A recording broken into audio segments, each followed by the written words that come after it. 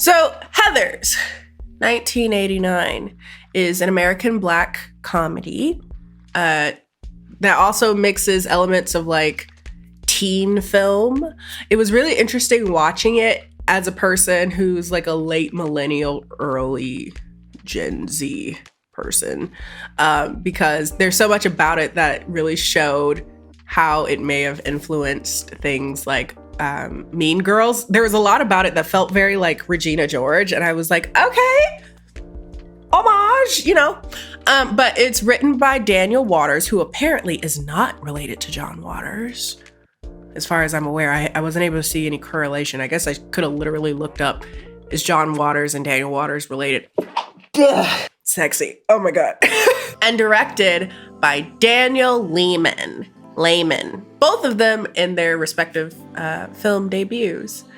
And the film portrays 4 teenage girls, 3 of whom are named Heather, and they're in a clique at an Ohio high school. As a Michigander, I'm just born with the need to hate Ohio, so just take it for what it is. One of which ends up dating the new kid in school who ends up being a murderous psychopath, and he spends the entire time staging suicides of students that go to the school. With that said, I guess we should really do a content warning. Put this in there early. Thank you, editor person. This entire movie is about suicide. So if that's something that's triggering to you, please don't watch this video or watch the movie for that matter. Now, I had actually originally heard of Heathers via the musical, actually, because there ended up being a musical made maybe several years later. And a friend of mine was like, you need to watch it. It's the most disturbing but hilarious thing I've ever seen. And the music is kind of fire. Now, did I watch that? No, I wanted to watch the movie first and then get my opinion on that later.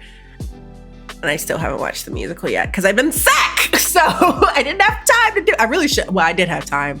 I was the entire weekend, I was just immobile. But I ended up watching a crappy show on Netflix instead, which if you haven't seen The Ultimatum, please watch The Ultimatum. It is the worst thing I've ever seen and I love it. Anyway, so that's how I initially heard about it, but I didn't know that it was that sort of a Black comedy. Some people kind of compared it to Dear Evan Hansen, which no, no, because Dear Evan Hansen doesn't know if it wants to be serious or not. This movie is very well aware that it is a Black comedy and it performs as such throughout the movie. We can have discussion and critiques about how it went about it and how it didn't age well in certain aspects, mainly the homophobia, but it's tonally consistent. So I don't like that comparison. But anyway, the budget for the film in the late 80s was $3 million.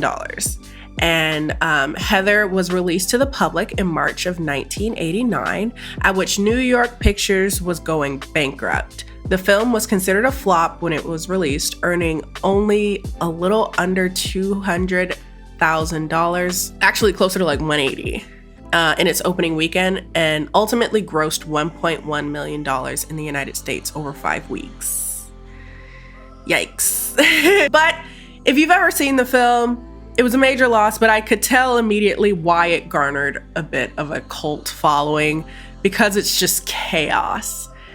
It can't be people love chaos. So that's the whole point of it. So again, largely why the movie's here is not because it was received poorly critically or through audiences. 93% of reviewers thought the movie was great, and then 83% of audiences thought it was awesome as well. So it wasn't as if the people that went in knowing what the movie was going to be about didn't enjoy it. It's just nobody went to go see it. So the critical response was that Heathers was a dark, cynical, and subversive film that gently applies a chainsaw to the conventions of the high school movie, changing the game for teen comedies to follow. Which I could see that. Again, I do see a lot of references to some degree to this movie in later teen comedies that would happen later. So, okay, fair.